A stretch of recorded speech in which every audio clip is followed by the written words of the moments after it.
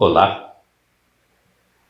Desses artigos 4 a 10, nós já estamos começando hoje o artigo 9, que corresponde ao 9º mandamento da lei de Deus.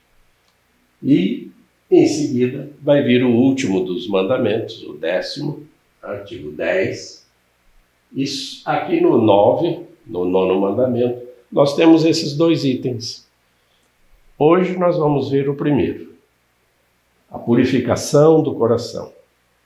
E no próximo vídeo nós já terminamos esse artigo 9, com a luta pela pureza. Vamos falar de cobiça nesse 9º mandamento. E o 10º mandamento você vai ver que é uma complementação da mesma cobiça. E aí a gente fecha, todas as nossas reflexões sobre a terceira parte do catecismo. Vamos lá? Então, vamos a partir do parágrafo 2514, mas na verdade é uma introdução. Leia comigo. Não cobiçarás a casa do teu próximo. Não cobiçarás a mulher do teu próximo, nem seu escravo, nem sua escrava, nem seu boi, nem seu jumento, nem coisa alguma do que lhe pertença. Lá no Êxodo, capítulo 20. Todo aquele que olhar para uma mulher com o desejo de possuí-la, já cometeu adultério com ela em seu coração. É a frase de Jesus Cristo, que está em Mateus, no Sermão da Montanha, capítulo 5. São João distingue 3 espécies de cobiça ou concupiscência. A concupiscência da carne, a concupiscência dos olhos e a soberba da vida. Conforme a tradição catequética católica, o 9º mandamento proíbe a concupiscência carnal. O 10º proíbe a concupiscência dos bens alheios. Então, aqui nessa introdução, a gente já vê que essa lei é milenar. Mais de 3.000 anos. Depois, Jesus vem e nesse Sermão da Montanha, ele diz que não veio abolir a lei, veio complementá-la. E, inclusive, ele complementa até dando um novo sentido para a questão do adultério, que a gente também já vê aqui. Quando naquele tempo dele, na Palestina, apenas as mulheres eram acusadas de adultério, os homens não. A partir de Jesus Cristo, já nesses 2.000 anos, a Igreja segue esse ensinamento do nosso Divino Mestre. O adultério acontece tanto para o homem como para a mulher. E aqui nós estamos vendo a questão, então, da cobiça. Mas tem um termo muito utilizado, que é a concupiscência. São João, São Paulo também aborda esse assunto. Concupiscência da carne, a gente vê principalmente nesse 9º mandamento, como explica aqui. Depois tem a concupiscência dos olhos, a questão da soberba da vida. No 10º mandamento, a gente também vai refletir sobre isso. Então, essa é a introdução desse 9º mandamento. Agora vamos ver uma definição de concupiscência. O que significa esse termo, que a gente sempre encontra na Bíblia, nas Sagradas Escrituras. Leia comigo. No sentido etimológico, a concupiscência pode designar qualquer forma veemente de desejo humano. A teologia cristã lhe deu o sentido particular de movimento do apetite sensível que se opõe aos ditames da razão humana. o apóstolo Paulo a identifica com a revolta que a carne provoca contra o espírito. Provém da desobediência do primeiro pecado. Transtorna as faculdades morais do homem. E sem ser pecado em si mesma, o inclina a cometê-lo. Então, sentido etimológico, sentido original da palavra concupiscência, explica que é qualquer forma do desejo humano. Tudo bem, isso em sentido geral. Mas já nas Escrituras do Novo Testamento, nós encontramos essa palavra sendo considerada como uma luta que há entre o corpo e o espírito. Não que a gente esteja falando de duas unidades distintas, duas partes do ser humano. Nós várias vezes já falamos a respeito dessa unidade que temos em nós, no ser humano, de corpo e espírito. Corpo com vida e o Espírito de Deus colocado em nós desde o princípio. Então, é uma unidade. Mesmo sendo uma unidade, o nosso ser, existe no que se diz no corpo, na carne, os instintos. Mas a razão humana, ela tem que prevalecer sobre os instintos. Não são os instintos que têm que controlar o ser humano. É a razão, é a pessoa que comanda. Ela tem que estar no controle. Então, a concupiscência, o desejo, os instintos, como a gente está dizendo, em si mesmos, nós já vimos isso quando falamos sobre as paixões humanas, não é pecado em si mesmo, Mas esses instintos incitam o ser humano a cometer o pecado. Mas aí depende de uma decisão da pessoa. Porque se ela tiver esse controle, ela conseguir esse controle, e a igreja, a própria Bíblia, a palavra de Deus, a oração, ajuda a pessoa a enfrentar esses instintos que querem escravizá-lo. Isso é uma ascese. Esse controle, essa espiritualidade que a pessoa tem que ter para que a razão comande o corpo. Quando se diz até, quando a cabeça não pensa, o corpo padece. Tem até esse provérbio que já é meio antigo. Vamos ler, continuando. Já no homem, tratando-se de um ser composto, espírito e corpo, existe certa tensão, desenrola-se certa luta de tendência entre o espírito e a carne. Mas essa luta, de fato, pertence à herança do pecado. É uma consequência dele. E, ao mesmo tempo, uma confirmação. Faz parte da experiência do combate espiritual. Para o apóstolo, não se trata de discriminar e condenar o corpo, que juntamente com a alma espiritual constitui a natureza do homem e sua subjetividade pessoal. Ele quis tratar sobretudo das obras, ou melhor, das disposições estáveis, virtudes e vícios, moralmente boas ou más, que são fruto da submissão, no primeiro caso, ou pelo contrário, de resistência, no segundo caso, à ação salvífica do Espírito Santo. Por isso o apóstolo escreve: se vivemos pelo Espírito, procedamos também de acordo com o Espírito. Gálatas capítulo 5.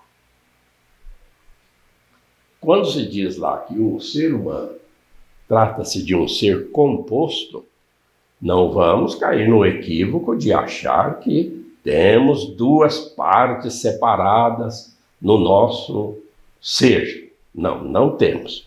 É um ser composto de, né, espírito e corpo. Mas a gente vê a explicação aqui, ó. Não é porque nós temos, né, o corpo com o espírito, mas temos uma natureza só, uma pessoa só. Agora, essa tensão, como nós comentamos há pouco, ela existe. Os instintos, que podem se tratar também de virtudes, né? Paixões boas ou más, virtudes ou vícios, conforme a pessoa resistir ou não à graça do Espírito Santo. Se a pessoa se entregar a uma concupiscência errada, desvirtuada, é claro, vai cair no pecado. Então, que a gente sempre, invocando o Espírito Santo, que é o amor de Deus, a gente tem sim condições de fazer com que o nosso cérebro, a nossa razão, nosso discernimento evite esses instintos escravizarem o homem, a pessoa. Então depende desse controle, mas que o Espírito Santo seja continuamente, né, invocado para ter essa força que vem do alto, que é a graça santificante.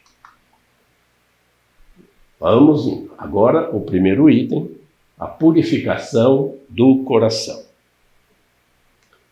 O coração é a sede da personalidade moral. É do coração que saem as más intenções, homicídios, adultérios, imoralidade sexual, roubos, falsos testemunhos e calúnias. Mateus 15. A luta contra a concupiscência da carne passa pela purificação do coração e pela prática da temperança. Conserva-te na simplicidade, na inocência, e serás como a criancinhas que ignoram o mal destruidor da vida dos homens. A sexta bem-aventurança proclama: felizes os puros no coração, porque verão a Deus. A expressão puros de coração designa aqueles que entregaram o coração e a inteligência às exigências da santidade de Deus, principalmente em 3 âmbitos: a caridade, a castidade ou retidão sexual, o amor à verdade, a ortodoxia da fé. Existe um laço entre a pureza do coração, do corpo e da fé. Nós já sabemos, culturalmente inclusive, que desde a antiguidade o coração é citado como o centro, né, da pessoa humana. Nós sabemos que é o cérebro, mas como, voltamos a dizer, culturalmente se convencionou, né, em todos os tempos, citar o coração como centro da pessoa humana. Biologicamente não é assim, mas é cultural. Então, o próprio Jesus Cristo diz, é do coração, né? Vamos entender assim, é daqui que saem todos esses problemas que o nosso mundo enfrenta. No dia a dia, homicídios, adultérios, imoralidade sexual, roubos, falsos testemunhos, calúnias, todo tipo de maldade brota de dentro da pessoa. São esses instintos maus que nós temos, mas que precisamos aprender a controlá-los.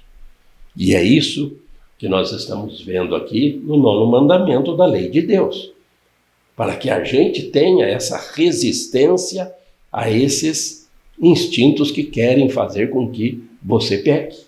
Então, é a purificação do coração. Como que se consegue isso? Os exemplos estão aqui. A igreja está sempre disposta a ajudar as pessoas que buscam essa purificação.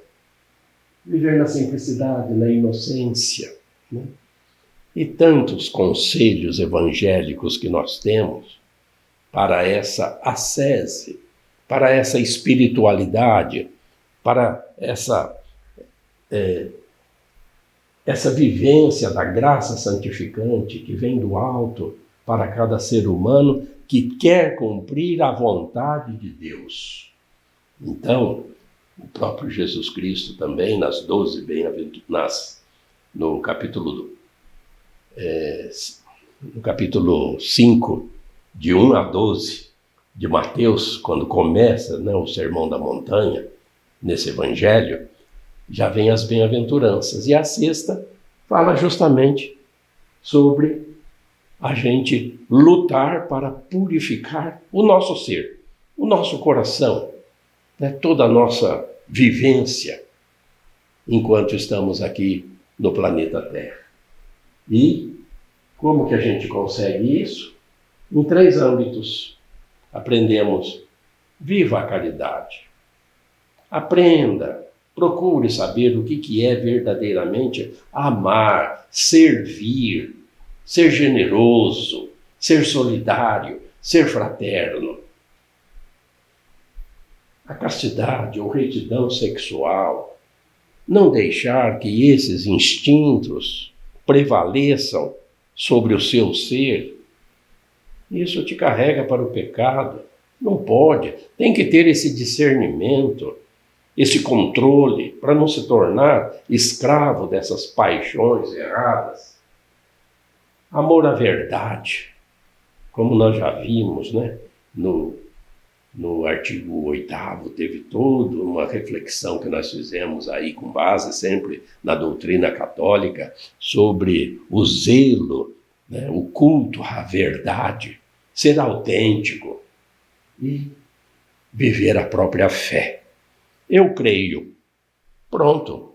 Ninguém vai balançar a minha fé, não. Eu creio. Se as pessoas não creem, eu respeito. Não concordo com os erros, mas eu quero viver a minha fé. Então, é uma decisão pessoal, né? Viver com essa ortodoxia significa na retidão da verdade, né? Eu creio. Pronto, eu estou com Deus e não vou abandonar a minha fé de modo algum. E aí nós temos esse complementação do parágrafo anterior e o último das nossas reflexões de hoje. Vamos ler. Os fiéis devem crer nos artigos do símbolo, para que, crendo, obedeçam a Deus. Obedecendo, vivam corretamente. Vivendo corretamente, purifiquem seu coração. Purificando o coração, compreendam o que creem. Aos puros de coração, está prometido verem Deus face a face e serem semelhantes a Ele. A pureza de coração é condição prévia da visão. Desde já nos concede ver, segundo Deus, receber o outro como um próximo, permite-nos perceber o corpo humano, o nosso e o do próximo, como um templo do Espírito Santo, uma manifestação da beleza divina. De modo que crer na nossa profissão de fé, como é um complemento do parágrafo anterior, a gente estava falando da ortodoxia da fé, é tudo aquilo que a gente proclama no credo, viver essa fé. Ela nos leva a essa proximidade com Deus. Lógico. Agora, nós teremos uma visão semelhante, veremos Deus face a face, vamos ser semelhantes a Ele, como São João nos mostra na sua primeira carta. Somos filhos de Deus, e de fato somos. E na ressurreição seremos semelhantes a Ele, com um corpo glorificado, um corpo espiritual, não é mais matéria, mas é tem contato, né? Deus sabe fazer corpos e mais corpos, sextilhões de corpos. Por que ele não sabe fazer um corpo espiritual? Deus não tem essa dificuldade. O fato é que, vivendo a pureza do coração, conseguiremos essa bem-aventurança. Agora, se a pessoa quer aproveitar a vida, viver sem essa pureza do coração, se entrega aos prazeres, se entrega a vícios, se entrega a todos esses crimes, uma pessoa sem escrúpulos, dentro dela brotam o mal, prejudicam o próximo. Isso torna a pessoa impura. É Jesus Cristo quem veio nos ensinar isso. A pessoa impura não terá essa bem-aventurança, não terá essa visão de Deus por toda a eternidade, não terá. E a oportunidade de se converter e de fazer essa pureza do coração é aqui, enquanto estamos vivos na terra. Então, cultivar essa pureza é que tem que ser o foco da nossa existência. E aqui estão os ensinamentos que vêm das Sagradas Escrituras. Não são invenção da igreja, não. A igreja cumpre a sua missão de alertar as pessoas, não para pôr medo de uma condenação, não. A igreja, nem Deus não quer que as pessoas se percam, Deus quer que as pessoas se convertam e vivam essa espiritualidade. Aí, quando nós aprendermos que o nosso corpo, pelo batismo inclusive, se torna templo do Espírito Santo, templo de Deus, porque ele vem. Ele mesmo disse, Jesus, eu e o Pai viremos. A Eucaristia, a pessoa se torna templo do Espírito Santo. Então o que a gente aprende aqui é que nós temos que respeitar o nosso corpo e o do próximo. Ninguém pode profanar esse templo. Nem você profane a si mesmo, nem profane o corpo do próximo.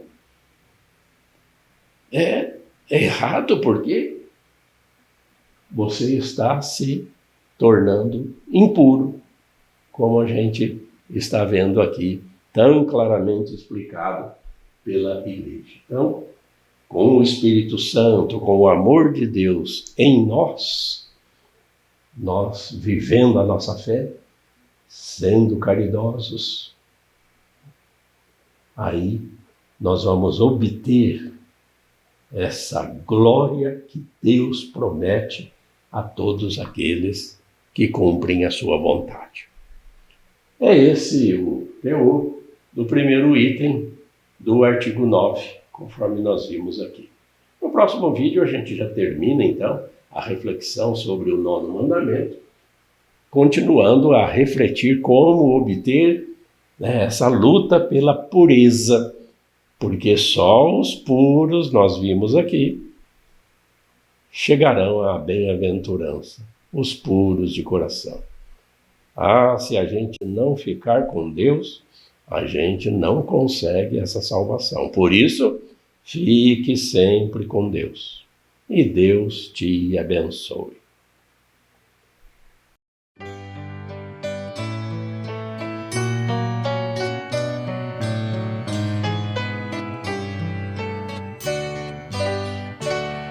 A fé é compromisso que é preciso repartir.